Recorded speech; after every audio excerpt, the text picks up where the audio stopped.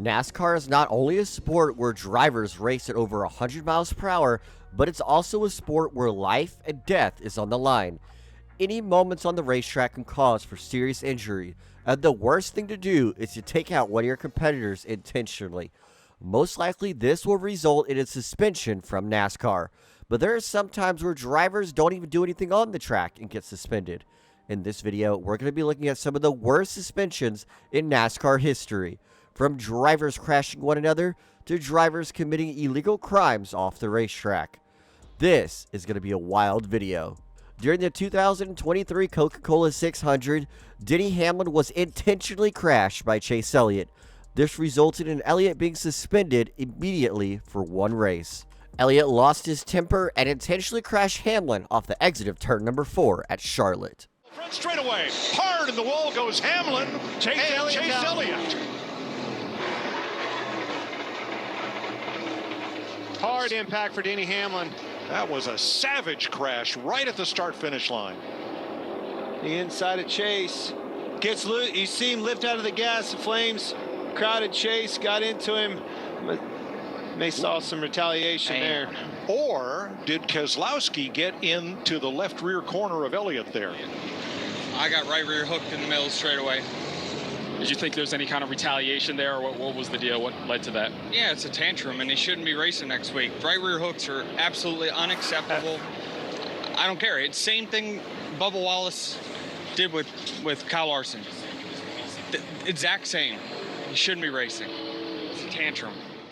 I'm not going to lie, when the suspension was handed down for the 9 car and the 9 team, I was shocked. NASCAR has never really ever penalized and even suspended the most popular driver in NASCAR.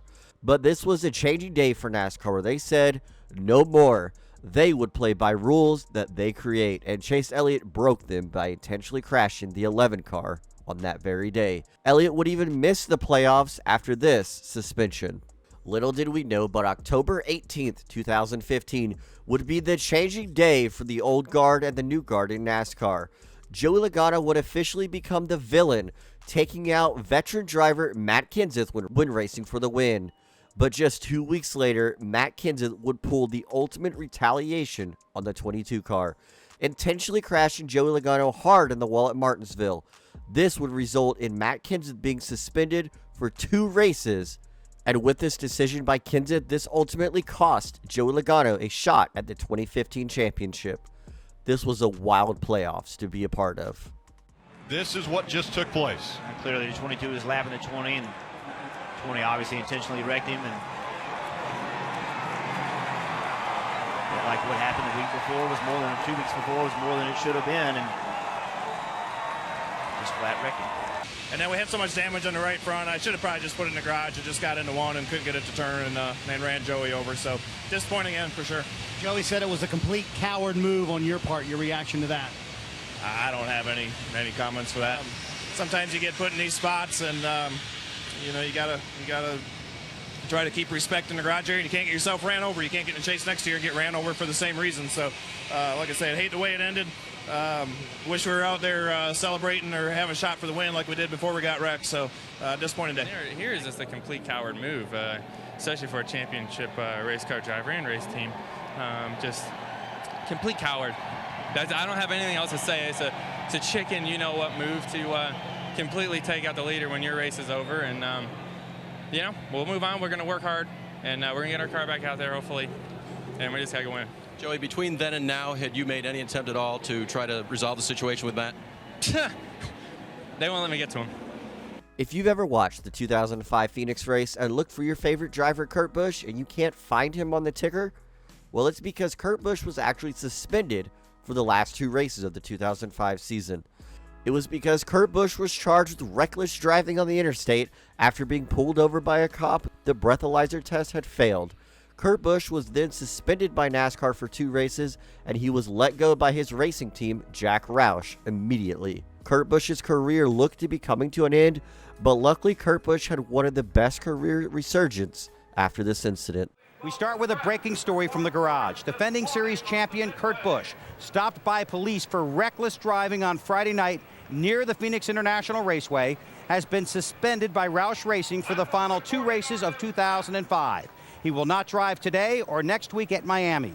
Authorities said Busch was confrontational when stopped for erratic driving and refused a field sobriety test. He was taken to the sheriff's facility here at the track where the breath analysis machine malfunctioned. County Sheriff Joseph Arpaio described the incident as reported to him. Oh, no, this guy came to this county, insulted my deputies, called them wimps and everything else, and he was driving recklessly in this county. If he wants to drive reckless or speed, he ought to do it on the racetrack. He was given no brakes. He was charged with reckless driving, speeding, going through a stop sign, and I can go on and on. Busch has a court appearance scheduled for late December. Now this morning here at the racetrack, Kenny Wallace was fitted in the 97 car. Kenny will drive it at Phoenix this afternoon. I was told that as of 11:45 Eastern time this morning, Kurt knew nothing of the change. After he was informed of the decision, he spoke with Alan Bestwick. Kurt, Friday, what happened? On Friday I was cited for speeding, and what's important here is that this is not alcohol related. I made the situation worse by saying some things I regret, and that's where it's brought us to today, and I'm sorry for what happened. Your reaction to being taken out of the 97 car here today? Yeah, obviously I'm upset. It's tough. I'm a race car driver. There's a race today, and I'd love to be in the race. My crew, Jimmy Fenning, I have to thank them for what they gave me. Man, it's just unfortunate, and I'd love to be there for them today. That's the decision that they made, and I will live with it. Thanks for the time. You got it. And one of the biggest penalties in recent years was handed down to Cole Kuster and his 41 Stewart-Haas Racing Ford team. Cole Kuster held up Austin Dillon and let his teammate Chase Briscoe by to help Briscoe gain a couple positions to further his advancement into the playoffs. This was successfully done until their radio seemed a little fishy. Later in the week, when NASCAR caught wind of this, they handed down a massive monetary fine and points penalty for the 41 team and indefinitely suspended the crew chief of Cole Kuster's car. This was one of the biggest penalties of the 2022 season and definitely one of the biggest penalties for an entire team that we've seen in quite some time. Audio at the Charlotte Roval that Cole Kuster and the 41 team purposely manipulated the outcome of the race by having Cole Kuster block certain cars so that his teammate Chase Briscoe could gain more points and advance to the round of 8 in the playoffs. Here are... I think we got a flat tire. Slow up. I think we got a flat tire. Check up, check up. Just fill it out good. Left.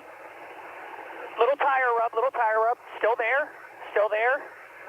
Fill it out good. Come on back. You're okay. Little tire rub. Keep coming. Brad Coleman involved, Ron Hornaday involved, and up front, Robbie Gordon by Ambrose, who goes back on him. Caution flags waving. Well, we'll wonder what the loops are with this thing. Boy, we didn't see the pass, but it looks like the back of Ambrose's car, the right rear corner, is all tore up. So obviously, he might have repaid the favor. And Robbie Gordon still sitting sideways on the track, trying to get turned back around the other way.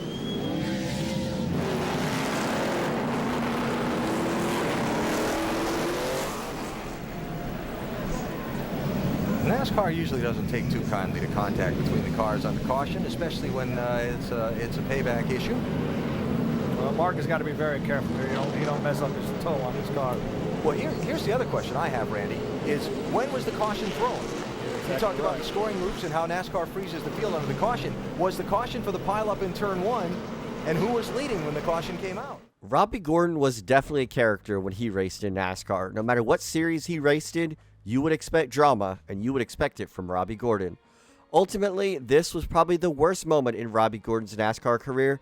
After being wrecked under caution by Marcus Ambrose, he violated NASCAR's rules by not going back to where he was placed, where he picked up speed. When they restarted the race, NASCAR black flagged Robbie Gordon, and he did not serve his penalty. Robbie Gordon ultimately crossed the finish line first, but was disqualified for not serving his penalty. NASCAR would also suspend Robbie Gordon 1 week in NASCAR, and he had a very, very upset interview post-race. I'm here with Robbie Gordon, got out of his race car, hopped on the roof, saluted the fans. Very rough racing there at the end. Robbie, what happened? Well, if you want to know my opinion, I won the race. So I completed all the laps, and if you've seen this happen before, guys get spun when they slow down. That's exactly what happened with Marcus.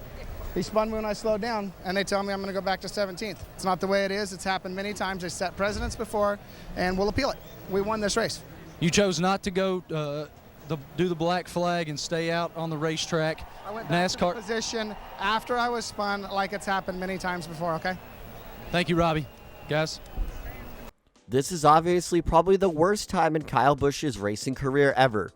When going down to race in the Truck Series, Kyle Busch was racing for fun and racing for victories, but he let his temper get the best of him at Texas, and he ended up crashing Ron Hornaday under caution. And Ron Hornaday was racing for a championship. Ultimately, NASCAR dropped the hammer that next morning and suspended Kyle Busch immediately for the NASCAR Xfinity Series race that afternoon and the following day in the NASCAR Cup Series race. This was undoubtedly the turning point in Kyle Busch's career. If his actions were going to continue like this on the racetrack, there would be no part of him in NASCAR. But since then, Busch has definitely cleaned up his actions and he does not race like this anymore. But still, this was uncalled for at that time. There are no excuses. Well, it's certainly been big here this morning. Standing right in front of the NASCAR hauler just moments ago, probably 100 members of the NASCAR media around here. And what they saw was Joe Gibbs Racing, the owner, Joe Gibbs himself, up inside the NASCAR hauler. He was followed by J.D. Gibbs. JD up in the NASCAR hauler for a meeting about what happened last night. He was followed by Kyle Busch, also up in the hauler. The bottom line, what will come out of this? NASCAR has come out and said that they will have a press conference at 8:45 concerning the incident last night and possible penalties being weighed against Kyle Busch. And following the event and after a good deal of conversation and discussion, NASCAR has decided to maintain that parked position on the driver of the 18 truck for the balance of the weekend. So basically what that means is Kyle Busch will not be participating today or tomorrow in the NASCAR event here in Texas. If you ever want to know why Kevin Harvick, when he retired, didn't have a career stat of the most consecutive starts, it was because in 2002, in his sophomore season in NASCAR, he would be suspended after intentionally crashing Coy Gibbs in the Truck Series. He would be suspended on Sunday for the Cup Series race, and this would hurt him in his stats of consecutive starts. Again, Terry Cook is able to beat Robert Presley, the lap truck, down into turn number 1. Matt Crampton has to race with him to get by. Oh, Coy Gibbs, around he goes. Round he goes, spinning around, and caution will come out again, and that'll be the 11th caution flag. There's Kevin Harvick in the 6th truck. We saw Coy Gibbs get in the back of Kevin Harvick earlier. I'd say that was probably returning the favor short track style right there, Don. They don't do that, do they? I mean, if somebody gets hit, you don't pay them back, do you? No, it's probably all accidental. It's probably an incidental contact. Absolutely. Yeah, that's racing. It's a racing incident. Let's see what happened here. Watch the 6 and the 20. Little bit of contact there. A little bit of contact, and around Coy goes. Yep, might have had some contact there. And Ray? Well, Jerry, Kevin Harvick's on his way to the garage. He's done for the day, not because he's tired of racing, but because NASCAR said you're not going to race anymore. And here's the reason. Not because he spun Coy Gibbs, but because he said on the radio before it happened, I'm going to go get him. So it was definitely intentional. NASCAR heard it on the radio, and they've said, Kevin, you're done for the day. And so the lesson there is don't ever tell anybody what you're going to do, I guess. That's exactly right. I mean, obviously you shouldn't do that, but... Even if it goes from week to week, you're not supposed to tell what you're going to do. But now, isn't Kevin on probation from that altercation he had with Greg Biffle in Bristol? That's a different series, I think, isn't it? Yeah, I think it's NASCAR probation. You will never be able to convince me otherwise, but if you're going to be suspended in NASCAR, at least make it worth it. And this was 100% worth it for Josh Williams. Josh Williams added a piece of duct tape to his race car after being caught up in an accident in Atlanta. The piece of duct tape fell off and NASCAR said, "Bring it to the garage, your day is done." In rage and upset, Josh Williams would park his car on the start-finish line in the middle of the race, get out of his race car, and leave it there and walk to pit road. This was hilarious to watch, but Josh Williams unfortunately did get suspended, but honestly, it was kind of worth it. And look at this. Oh, my goodness. Oh, my goodness. Well, we're looking at Ryan Sieg, and he's currently running 4th, but that's Josh Williams. who was asked, as I told you, to go to the garage for extending the caution. The debris came off his car. He has parked his number 92 at the start-finish line, and he's walking to the garage. Look at this. What an exit. Wave and see you later. And then they parked him, and he said, fine, I'll park it right here on the start-finish line. So, you got that bear bond, and because it's so cold,